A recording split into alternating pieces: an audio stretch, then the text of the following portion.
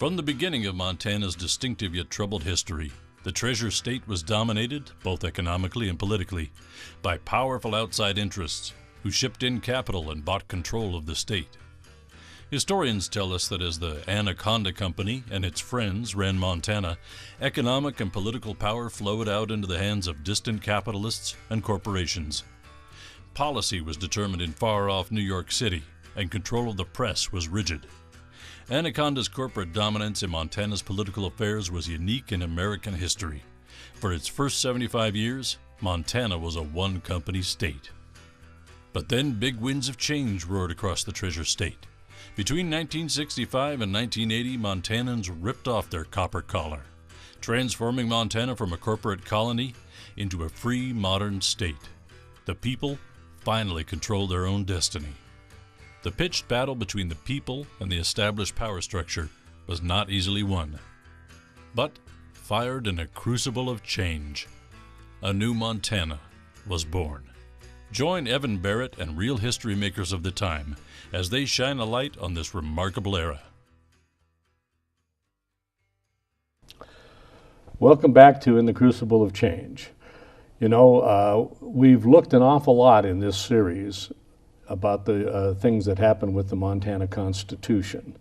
And you know, as we've often said, that this is a nation of laws and not of men. And when you look at there's a hierarchy in the law.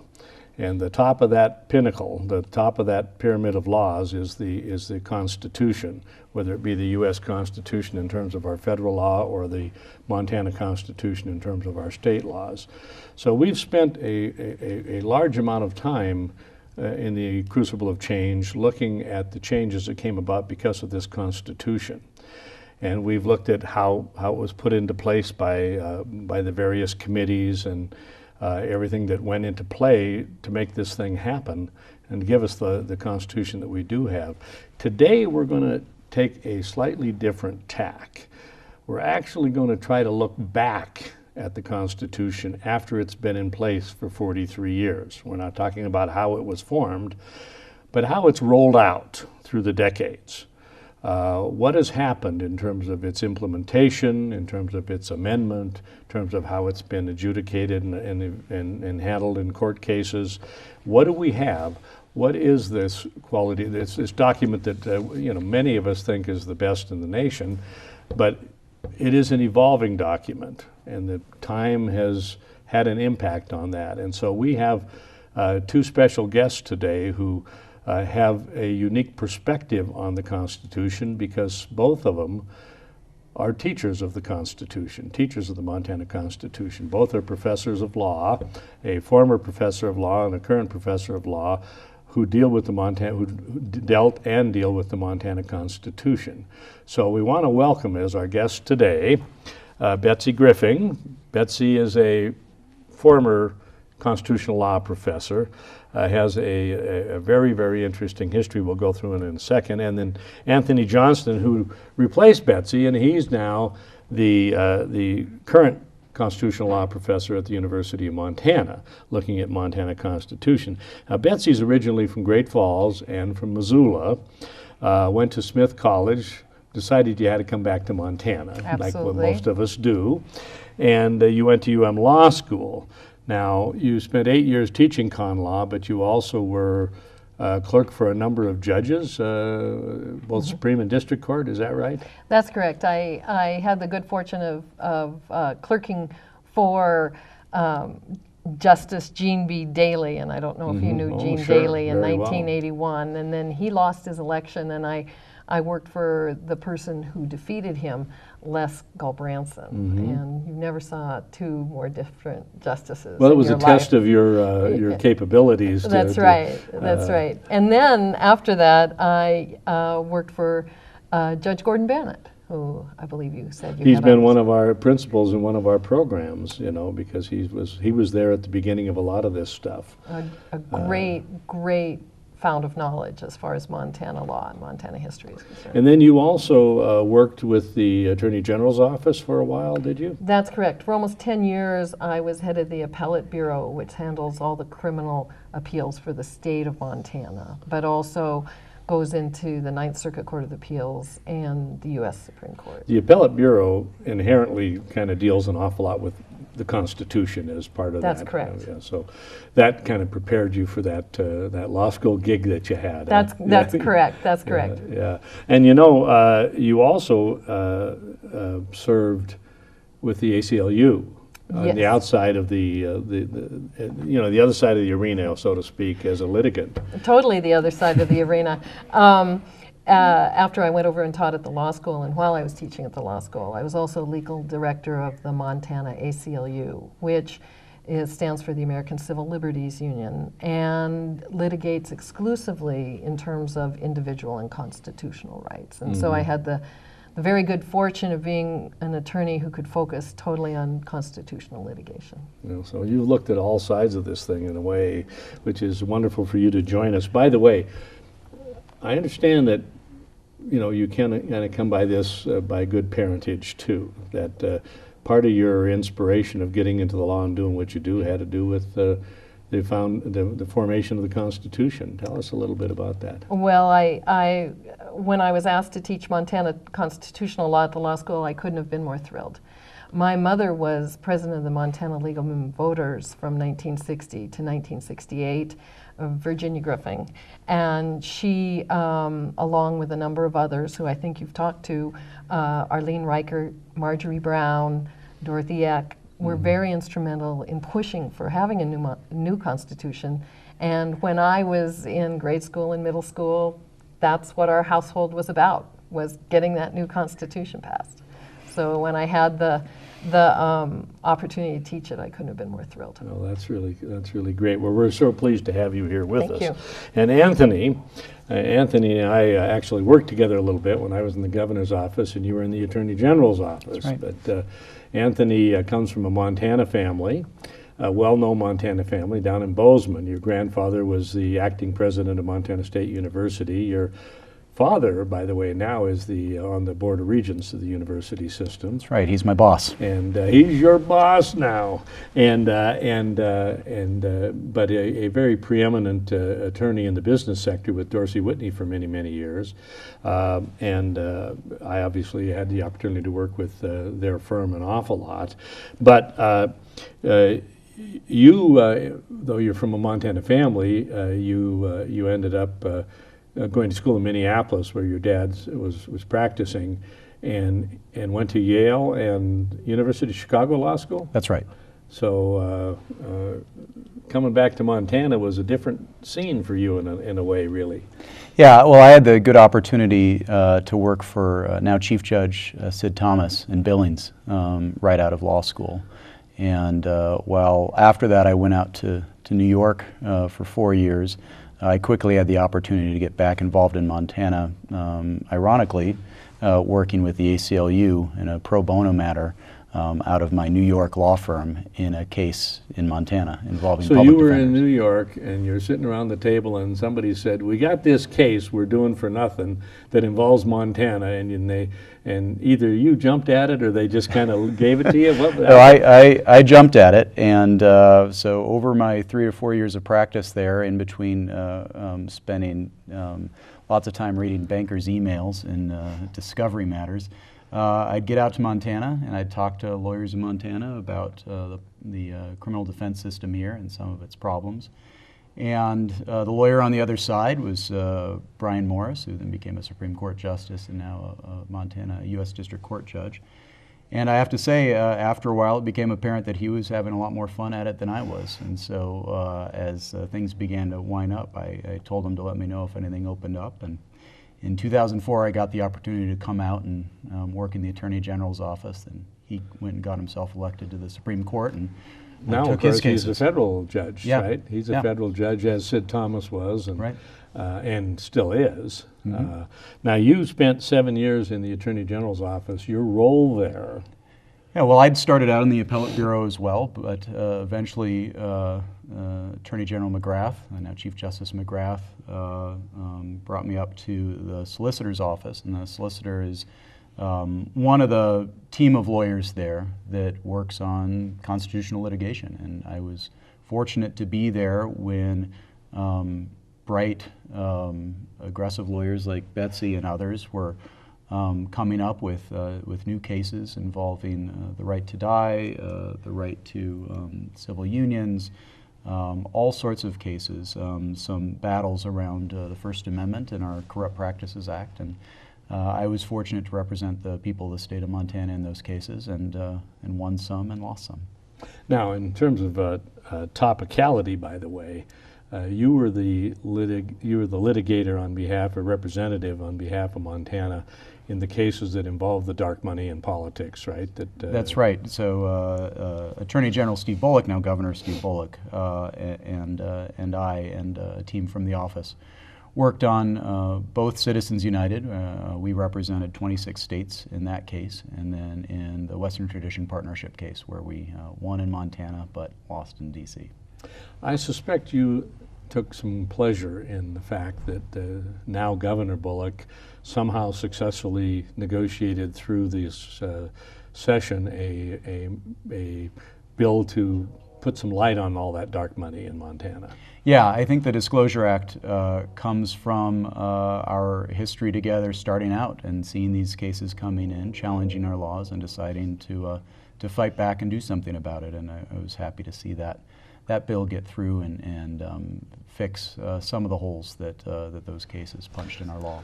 Well, you know, the law has a permanence, which is an important aspect of the law. And so when we look back and we think of the first public disclosure law on campaigns was the 1912 Corrupt Practices Act, which was in place for 100 years until Citizens United.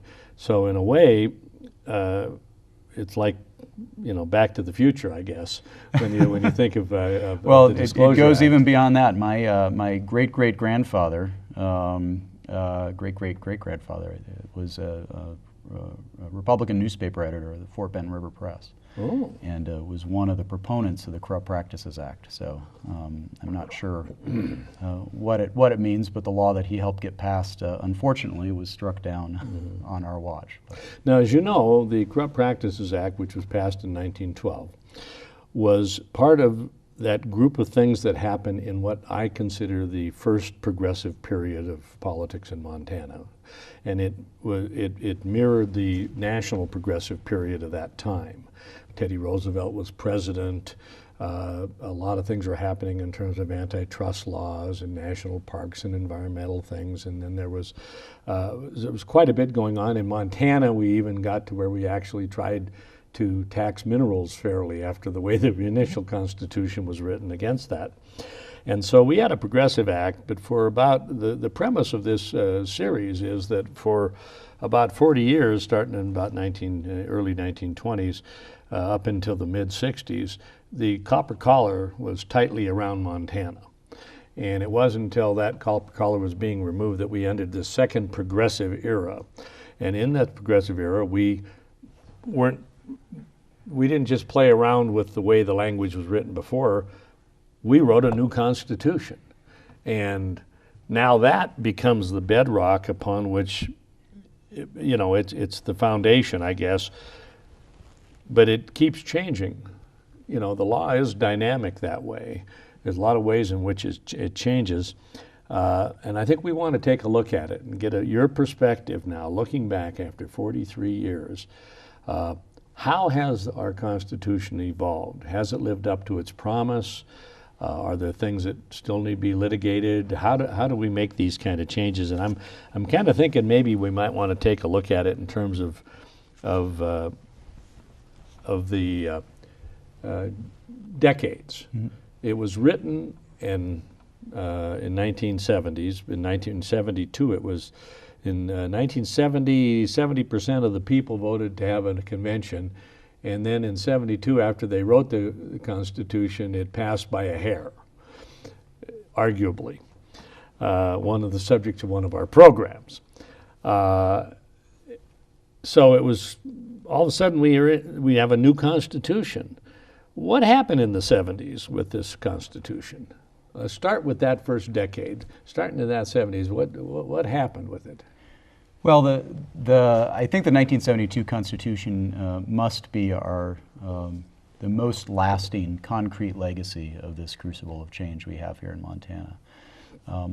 But as you'd said, as no sooner than the ink was dry, Montanans engaged the Constitution, and very quickly afterwards voted in several amendments that undid some of the early work that they did with respect to the waiver of sovereign immunity. The legislature proposed and the people affirmed a change to the Constitution to say that the state could be immune by a sufficient vote of the people. They went back to biennial sessions. And then through the 1970s, constitutional law moves very slowly, and it takes a little bit of time to get going. And so there wasn't really much going on in the courts under the new Constitution. Lawyers were getting used to it, trying to understand exactly what it meant. The court was, by and large, the same court that at times had resisted the movement to the Constitution. And so the 1970s showed the Constitution getting off to a little bit of a slow start. Well, you know, it would seem to me, oh, go ahead. Well, I think that one of the things we saw in the 70s was legislative change under the Constitution.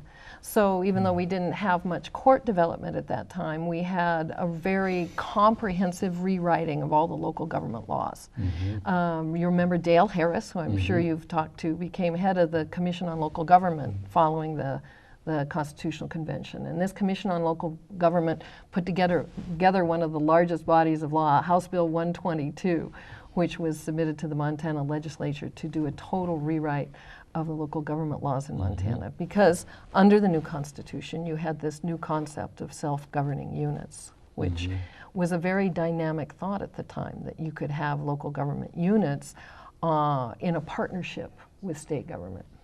Which is an interesting concept, because inherently, when you watch it in practice, legislators who are elected by the very same electorate as local government officials think that the electorate was brilliant when they elected the legislators, but they're incredibly dumb when they elect local government people, and they don't tend to want to trust local government. But nonetheless, they've passed a lot of legislation on that. I want to ask you guys about the initiative provision that allows, which under the '89 Constitution, all amendments had to come through the legislature. And then under the new Constitution, initiative happened. Right off the bat, it was initiative that went back to biennial sessions.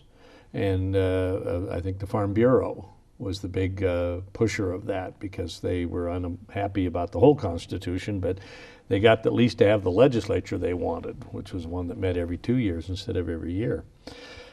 How many states, or if you don't know the exact number, but is this a common thing to have initiative constitutional amendments in most states, or is it kind of limited? And then how is it played out? Yeah. Most of the states don't have constitutional amendments by initiative. They have to use the old model we had in Montana, which was a referendum. So Montana is part of a set of states largely centered in the West that adopted the initiative process, and then finally adopted in '72 the constitutional initiative process. And that makes a big difference. You know, at the federal level, we have probably the hardest constitution to amend in the world. In Montana, we have one of the easiest constitutions to amend, and that makes a difference between over more than 200 years. We have 27 federal amendments. 10 of them all got there in a batch right at the beginning. Under the 1889 Constitution, we had just 39 amendments over that first span of history. Yeah, that's about 75 years, now, 80 years. And since 1972, we've had 31 amendments, depending on how you count them, because the court struck down a few, but we've had about 8 a decade. Those are amendments suggested or actually done? Those are amendments actually done. Now, almost all of those are referred amendments. The constitutional initiative, again, depending on how you count, has really resulted in only a handful of amendments to the '72 Constitution. So about 25, 26 of those amendments are amendments that were referred to the people by the legislature on the average of about 8 a decade. So if we look at the '70s and say, one, the legislature spent a lot of time implementing the Constitution statutorily, The legal system was trying to get used to this new language, hadn't really sorted out what do you have to argue about and what do you not have to argue about. We were too busy implementing, probably. We had a judiciary that was the same judiciary as when the Constitution was formed, so therefore they were kind of locked into the previous structure a bit, mentally at least. So not much happened in the 70s in terms of, but what about the 80s? Did the 80s, anything significant happen in the 80s on the? There was really the seeds of what we are going to look at in the 90s of significant progress into the Montana Constitutions. We saw those seeds in the 1980s. We saw, for example, large discussion on this provision of full legal redress under the Montana Constitution. What does full legal redress mean? And there were a group of justices with the Montana Supreme Court, really headed by Frank Morrison at the time, that truly believed that the Montana constitutional provision on full legal redress, which is Section 16 of Article 2, meant for every wrong there is a remedy, and that is in fact part of the language of one of his cases. We saw the right of privacy starting to get importance in Montana, Section 10 of Article 2. And we saw how the right of privacy started to inform the protection against unreasonable searches and seizures. We saw in the 1980s a real definition of what individual rights meant in Montana. Under our new Declaration of Rights, Article 2 of the new Constitution, we had all these discrete rights that hadn't been there before. And the court and the bar, the group of lawyers litigating under the Constitution said, what is the scope and nature of these provisions? And it was in 1980 that again, it was Justice Morrison said, we're going to hold that all those rights listed in Article 2 of the new Constitution are going to be known as fundamental rights. And that's important to call them fundamental rights because that affects how the court looks at legislative action infringing on those rights. If it's a fundamental right, then the legislature, in order to infringe upon that right or burden that right, has to show a compelling state interest. And what is a lot of the litigation that you see in constitutional litigation is what is a compelling state interest and what isn't a compelling state interest. And frequently that means the protection of health, safety, and welfare. But again, it's up to the courts to determine, for the most part, the scope of that, although that's a natural separation of power tug between the legislative branch and the judicial on what is a compelling state interest. Well, there's a broad, whether or not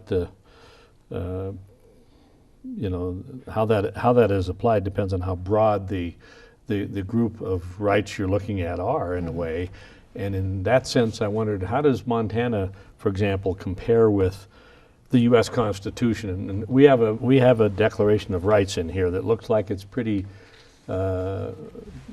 strong. We do, and it is strong. You know, the U.S. Bill of Rights, back from 1791, a lot of those were cribbed from state constitutions at the time.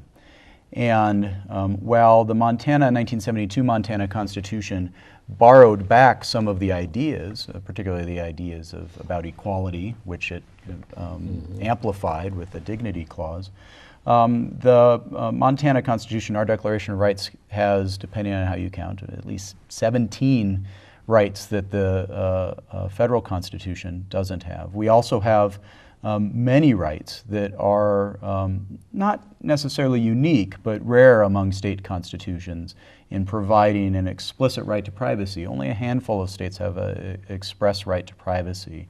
In providing for environmental protection, a right to a clean environment. Only a handful of states have that. A right to participate and know about government action.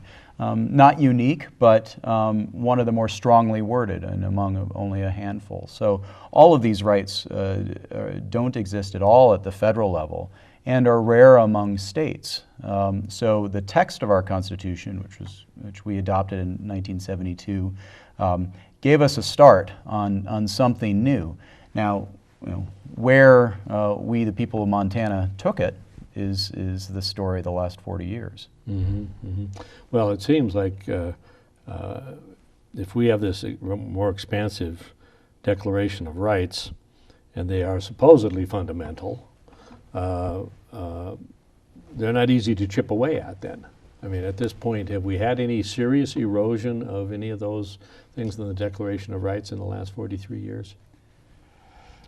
Well, that's an interesting question, because I'm not sure if I'd look at it in terms of erosion, because what that litigation over the last 40 years did was really look at what do those rights mean. What do they mean? What do they mean? Sure. And so it's hard to say whether they've been eroded or not when we weren't sure of the full scope and nature of those rights.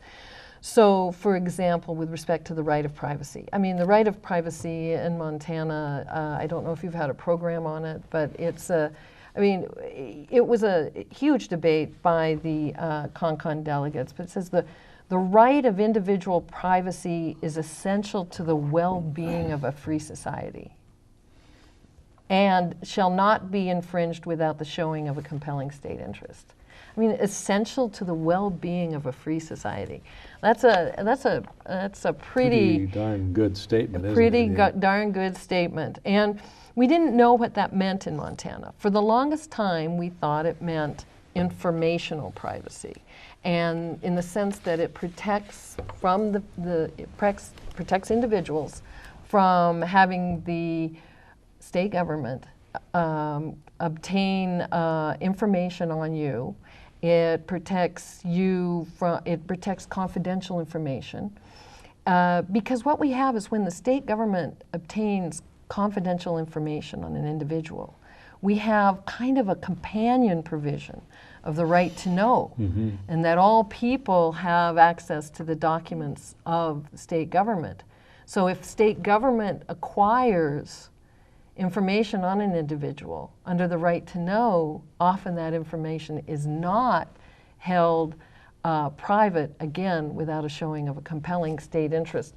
The court has interestingly set There's up a balancing act that is applied, right? Exactly. There's this balancing act that between the public's right to know and the right of individual privacy. And what's interesting is, and you probably, is that you have the right to examine all public documents, except in cases in which the demand of individual privacy clearly outweighs the merits of public disclosure.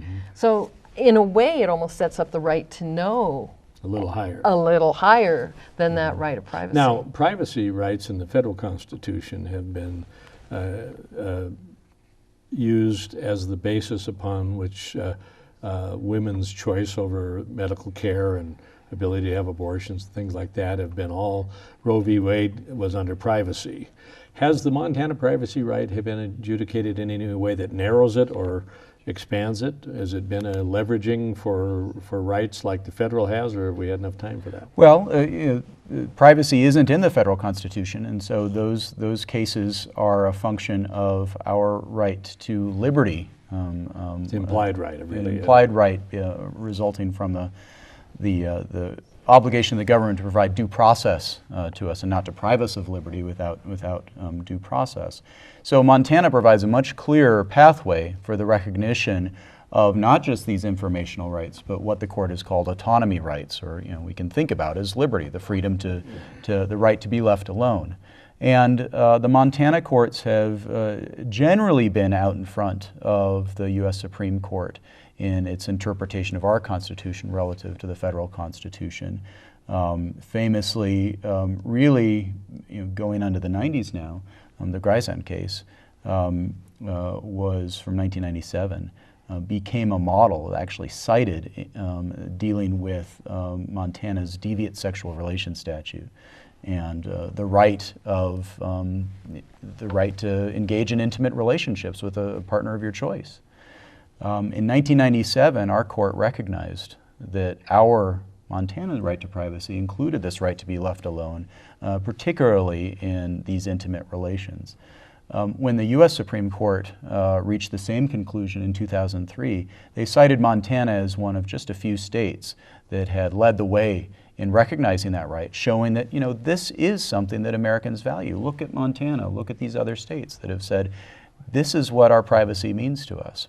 So generally, with respect to the right to privacy, they entered the 90s, Montana was ahead of the pack in our court recognizing a relatively strong version of a right to privacy, including not just a right to confidential information, but a right to individual autonomy and liberty. So if in the 80s we started nibbling at the edges, so to speak, of trying to define some of these things and give them a little fuller meaning, what happened in the 1990s? Well, in the 1990s, I really think that interpretation of the Montana Constitution really took off. And it was Justice James Nelson, Terry Treeweiler. They looked at... We've had Justice Nelson as a guest, by the way. Great. Yeah. As you should. And where they really looked at the scope and nature of what this Declaration of Rights means. And Justice Nelson brought to the interpretation of the Montana Constitution a kind of dynamism that really is not seen in jurisprudence very often. Anthony has written a law review article on Justice Nelson that talks about him being a Hercules in terms of judicial interpretation of Constitution. And I think that's an accurate portrayal. And the Griffing case that we talked about is one.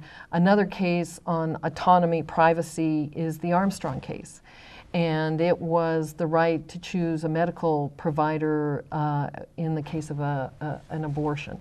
And Armstrong is again a leader. I think we were a leader in that case as well, of what does Montana right of privacy mean. What Justice Nelson did was he took a kind of holistic view of the Declaration of Rights, so that the right of human dignity that we see in our Equal Protection Clause, he uses that to inform this already very strong right of privacy, to give it this idea, this right to be left alone, this right of human dignity is included into this liberty interest. And I think this is something that is so Montanan in the sense of our focus on individual rights. No matter what part of the political spectrum you're from, often you can get both the right and the left to agree that we're all fighting individuals, and it's these individuals' rights, this right to human dignity, this right to privacy that we can pretty much all agree upon. So the holistic approach meant you looked at the totality of the rights and see how they played off against each other and strengthened each other. Is that the logic behind it, or? And it was really just several rights involved with respect to Justice Nelson, although he does say that the Declaration of Rights is not a cookbook. You know, what we can do is you have to look at the nature of the rights and the context in which they were created, so that the right of human dignity really becomes something more than just a policy statement. Whether or not that continued after Justice Nelson's decisions is something that we still Your wonder sense about. of the 90s? I think Betsy gets it exactly right. I think that was a particular moment in the court's history. Some people referred to that as a golden age. Perhaps that's a subjective term, but depends on Betsy, how you look. Betsy has famously referred to it as a golden age. Another practitioner, Jim Getz, has referred to the court as sometimes Socratic, sometimes erratic, and I think he'd say that the court was at its most Socratic in the 1990s. Now, this was a rare alignment of a particular set of justices who were relatively progressive on a court like Montana's, when state Supreme Courts elsewhere were beginning to turn more conservative. Montana actually tacked the other way, and that alignment and actually not just a strong majority, but in many of these cases were 6-1 or 7-0 on the ultimate decision, created a constitutional moment in the late 90s that not only reached bold interpretations of the right to privacy, of potential, this right to dignity, began exploring that, the right to a clean and healthful environment. All of these big moves in Montana constitutional law really culminated in this moment in the late 1990s with the set of personnel that they had at the time: Justice Treeweiler, Justice Nelson, Justice Regnier, Justice Liebhart, and gelled around a particular idealistic vision of our Declaration of Rights in particular. Mm-hmm. And so the kind of an expansive definition of things was occurring during this period. It's interesting that people can make a difference. I guess that's one of the basics. We talk about elections making a difference. We elect the judiciary. We had in our discussion on judiciary whether that was the best way to do it or not, but that's what we do. We choose to elect the judiciary, and so who we elect then makes a difference, although they supposedly couldn't go too far afield, and yet it does make a difference. And the mixture of people made a difference right there. But you can also get retrenchment back. There's a political reaction period to things. If there's an inherent thing in, if you think of politics is in the political, it's not a straight line political spectrum like this. It's a bell curve, and the bulk of people sit underneath the top, in the middle of that bell, and they're kind of common sense, a little right of center, a little left of center, and you don't go too far out here, and suddenly the electorate's saying, pull it back. Now, some people want to pull it all the way over here, all the way over there, but inherently, are there things at work in the judiciary that kind of keep it kind of under the bell? Yeah, well, a couple of things. One of the things is the Constitution itself. It provides for elections, but it provides for 8-year terms, the longest terms for justices that our Constitution provides for any elected official. And so that 8-year term is intended to be a buffer. One of the reasons that the Constitution was slow to be implemented at the judicial level is the same reason it goes back to those 8-year terms, that the idea is that it should be buffered. Constitutional change should move deliberately. But the other, in looking at this period, that we have to remember is the Constitution, by design, belongs to the people. The judges are put there. The people ought to take credit for what the Supreme Court does. It does say we the people right there. We the people. Right. And so the court will never get too far out of line with the values of we Montanans and with our constitutional values and with what we take the Constitution to mean. And if the court ever were to move too far to one side or the other, away from fidelity to the Constitution as we Montanans, not we lawyers or law professors or even we Supreme Court justices, but the Constitution that we Montanans believe in, those judges won't last very long. And when the elections come up again, and even if you went to appointments, that understanding of we the people of Montana, our belief in the Constitution, our faith in the Constitution, is what ultimately drives the Constitution in one direction or another, and we ultimately are going to be the ballast that is going to keep the court from moving too far in one direction or another, ensuring that they keep faith with our understanding of the Constitution, not any lawyer's understanding of the Constitution. And I also think that within not just the electoral process, but within the rules of judicial interpretation and philosophies of judicial interpretation itself, you'll see the swinging of a pendulum. A pendulum. So, for example, you may have had a very activist court in the late 90s. That goes against a more conservative philosophy of judicial interpretation, which is, I think, more prevalent today, where the the judicial philosophy actually is, let's just decide the case in front of us, and let's not be so expansive on constitutional rights. Let's not address constitutional issues if we don't absolutely have to. So it's not just this check and balance with the electorate, which of course is very important, but it's also within the judicial community itself. Now, out of this, are there any more hallmark things out of the 1990s that you'd want to mention that jump out at you that came from that period that are worth noting? Well, we haven't talked too much about, Betsy's referred to the right to dignity, which opens our Equal Protection Clause. And that was something that started going in the late 1990s and really was reached its peak in the early 2000s. The right to dignity is something that's nearly unique to Montana among the states. There are some other states that say dignity, but not in the way that we say it, and was actually has a pedigree in the Constitution of Puerto Rico, the Universal Declaration of Human Rights, the German Constitution. It is in some ways the most international and multinational, cosmopolitan idea we have in our Constitution.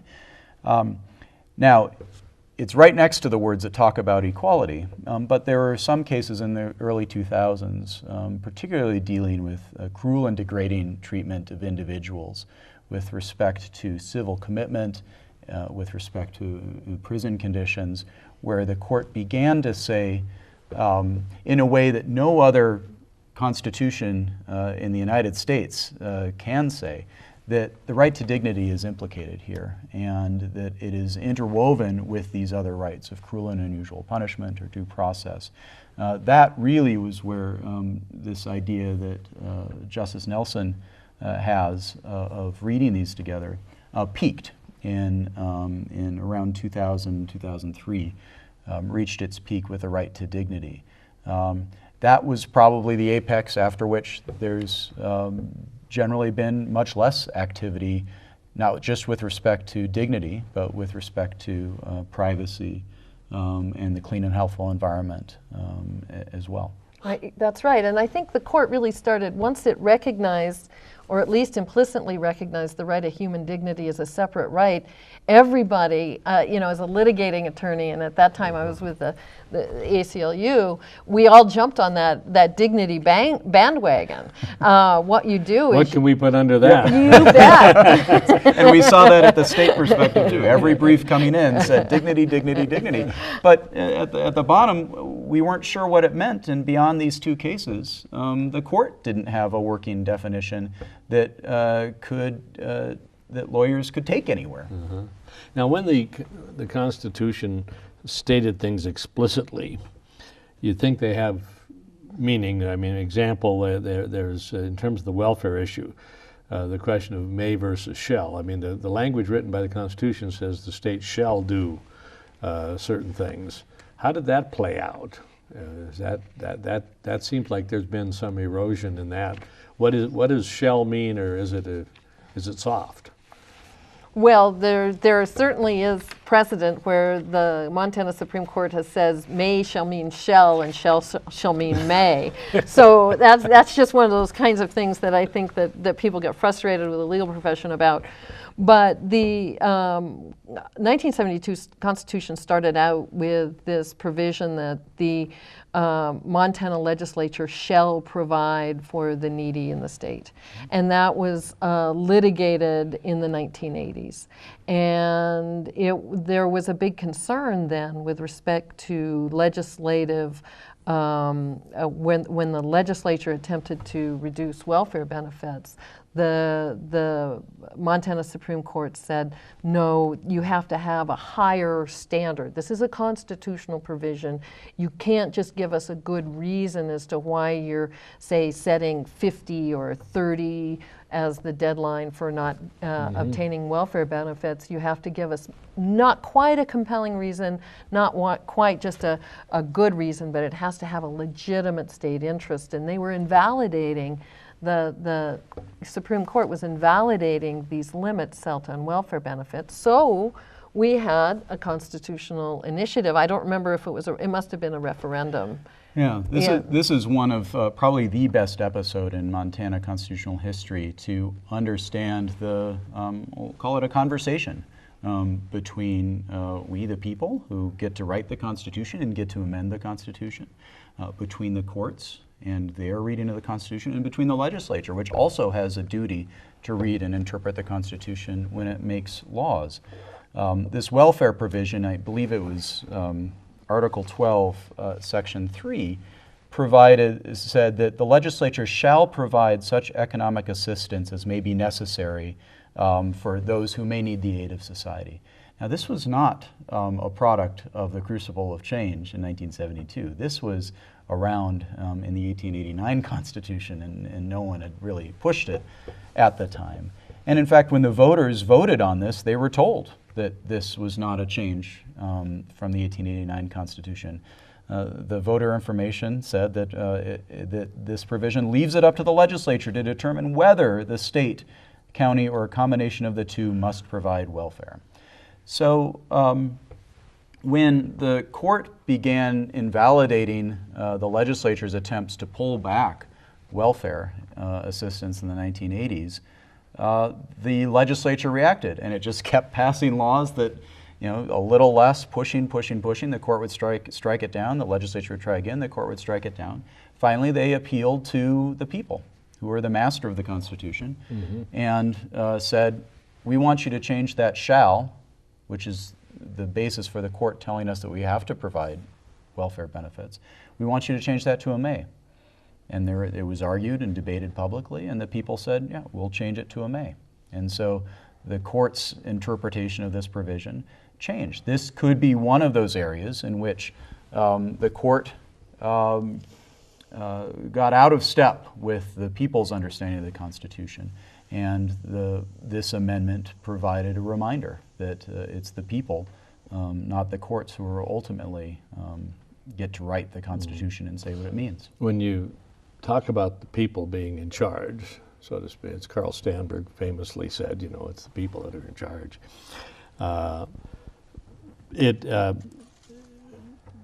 It shows itself through in local government structure by saying that every 10 years there would be a review of local government, or the choice was there for local governments to say we're going to either take a good look at it or we're going to live with what we have. It was something similar. Is that a normal thing? It was something similar for our Constitution. And it's a very Jefferson with the original Constitution. He didn't have much of a say in the writing of it, but one thing he thought is, whatever you guys come up with, I think we ought to revisit it every generation. Well, you know that old saying that today's solution is tomorrow's problem. Right. And we have to ask ourselves that. Yeah. And so the Montana Constitution provides for every 2 decades, provides for put to the vote of the people a constitutional convention call. The first one is in 1990. And the people rejected it overwhelmingly. The most recent one was 20 years after that, in 2010. The people rejected the constitutional call again, although by a slightly narrower margin. And it's not something that a lot of other states or nations have, but it is so important, as you say, Evan, to re-up our popular commitment to this document and what it means to us. To have every 20 years, in some ways, it just makes sure that we never get to the point we got in the late 60s, where we were all living under a constitution that everyone had kind of agreed was broken in one way or the other. And last time we checked, in 2010, Montanans still loved and stood by our Constitution, and that's something that's a good reminder to all of us. Well, in essence, the vote is an opportunity for affirmation and reaffirmation. So, in a sense, you force the test of time for people to take a look at it. It's fairly unique, I think, but now, the way in which change occurs in the Constitution, we talked a little bit before about some of that's amendment, interpretation. what's really been the primary vehicle? Has there been any primary vehicle? Do we see more done by judges in terms of interpretation? Do we see more by amendment going on as we look at the Constitution for the last 43 years? Well, I think it's really two different aspects, right? The types of amendments, unless you look at the welfare, I think the welfare case is a good example of judicial decision making informing the public and then precipitating change. But from my perspective as a litigator, I see most of the change occurring through litigation and through judicial decision making. And that's what really informs the interpretation of the Constitution, is actually the judicial interpretation. The nature and scope of those rights, Marbury versus Madison, are ultimately vested in the judiciary. And so I see the judiciary as really fleshing out what those constitutional rights mean. Where would we be if Justice Marshall hadn't been around to talk and say this is what Marbury versus Madison is about? Just for those that are watching, that's the actual right of interpretation of legislative statute and everything belongs to the courts. Judicial review. Judicial review. But as Anthony mentioned, that's something that, especially within the state of Montana, is very hotly contested, where the Bush administration hotly contested that as well, with the idea that the executive branch has an equal authority to interpret the Constitution. And the Montana legislature, of course, says, we have an equal authority to interpret the Constitution. Yes, they do, and they go ahead and they pass laws.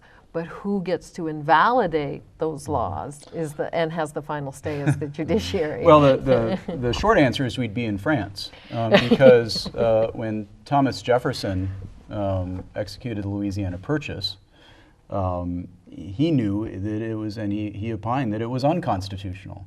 And he actually really resented Chief Justice Marshall, who took a broader reading of the Constitution's national powers that understood to be a continental power. Jefferson, on this instance, actually agreed with Marshall and went ahead and asked for forgiveness rather than permission from the courts and Congress. And the Louisiana Purchase, the idea of Montana, is based on an adventurous, bold, and arguably incorrect reading of the Constitution. You know, human nature being what it is, isn't it true that the question of whether a court is activist or not activist, or whether judicial review is appropriate or not appropriate, kind of dependent upon where you stand on the issue in front of the court?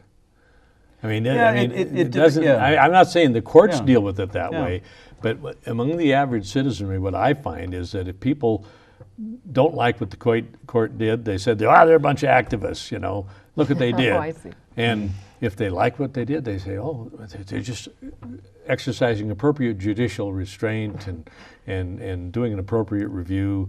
So I see, so often it's, is your ox gored? How's your ox being gored? And if it is, then you can argue, you know. I think that's exactly right. Judicial restraint is in the eye of the beholder, right? And I think that's what you're saying. And I think in many ways that's very true. And we see examples of that. But there are certain justices who I don't think that's true of. I think former Chief Justice Gray, for example, she loved the Montana Constitution. She was a Montana constitutional scholar, but she believed in judicial restraint. And you will see her, for example, really taking Justice Nelson on in terms of the expansion of the right of human dignity. Because she says, no, look, let's look at the context of that. That right of human dignity is in the context of equal protection. And you can't tell me that the right of human dignity informs privacy when it's only in the context of equal protection. Yeah. And I mean, I think that's a great example. I think the more useful way to think about these things is fidelity. Are you faithful to the meaning of the Constitution, however you find it? And are you going to make a good effort at trying to figure out what that meaning is? In the case of Chief Justice Gray, then Justice Gray with Chief Justice Turnage in the Grisand case, Justice Nelson wrote a beautiful owed to privacy in that case. Justice Gray and Chief Justice Turnage wrote a much shorter opinion that said, now, wait a second, this just seems to treat gay and lesbian Montanans differently than heterosexuals. And this is just a violation of equality. We don't have to go into all of this abstract philosophical privacy stuff. The irony of that is that it was that decision, recognizing the basic equality of people regardless of their sexual orientation, that had legs as we go through the constitutional. So that was what was vindicated in the Snetzinger case, which involved government benefits. Was that a minority opinion? It was, yeah, it was a concurrence. There were 5 justices who said privacy, privacy, privacy. And Chief Justice Turnage and Justice Gray at the time said, no, we actually think this is just about equal citizenship, equal rights. And it was their view of the gay rights issue that has eventually prevailed in Montana in the Snetzinger case, which dealt with the unequal provision of state benefits to domestic partners. Now, one of the things when we drafted a new constitution back in 1972 was it absolutely had to be done based upon the review, was based upon too much detail, too much legislation in the Constitution. You know, let's just pour in the details and then we protect ourselves with all that stuff. How have we fared in terms of avoiding that in the I think these great debates about dignity and privacy show the opportunities and challenges that happen on the other side when thinking about Delegate Bob Campbell talking about, well, if we actually put in the Constitution what we were thinking in terms of the right to privacy or the right to a clean and healthful environment, no one would have voted for it. Yeah. that raises a problem, right? Well, you're not trying to slip something by the voters when we create a constitution. So you can go too far in the other way. But I think generally, with respect to our Declaration of Rights, it's framed in a way, I think Section 4, for example, it starts with dignity, but then it moves right on to saying equality. And then it moves on even further to say, and don't discriminate. That really has a kind of elegant structure that starts at the most abstract and works down to on the ground, do not discriminate. You know, to the extent that legislation is entered into the Constitution, it's come as a result of the legislature proposing constitutional amendments or initiatives. And so some of our amendments, for example, an amendment to prohibit real estate transfer taxes, that appears to be quite legislative. We're starting to run out of time here. I told you the hour was going to go very fast. I just wanted to add with respect to that last point, we want these constitutional provisions to be broad. Right. That was the right way to approach it. That's the whole point of the Constitution. Have we stayed true to that, though, pretty much? I think we have. Yeah. I think we have. And I think that's and so as we approach closing this, we're entitling this segment, "The Last Best Constitution in the Last Best Place." Is that an appropriate way to look at it? I hope it's not the last best Constitution. No, I think this is an evolving document. This is a living document. So the Constitution's good, but what does the Constitution mean? I worry about the last best. I'll just go with best. I'm comparing it to other states. I'll just go with best. Well, we are pretty much out of time, and for both of you, you bring so much expertise to the table here. We really, really appreciate this perspective, looking back to see how have we fared with our Constitution, because I think we are all proud of what we started with, and I think one can say that we still can be proud of what we have. The people is where the power is, and that's what this whole series is about. So we have to all keep an eye on our Constitution along with other things. Thank you for joining us in the Crucible of Change. Thank you, Evan. Thank you very much. We'll look forward to seeing you in the next segment.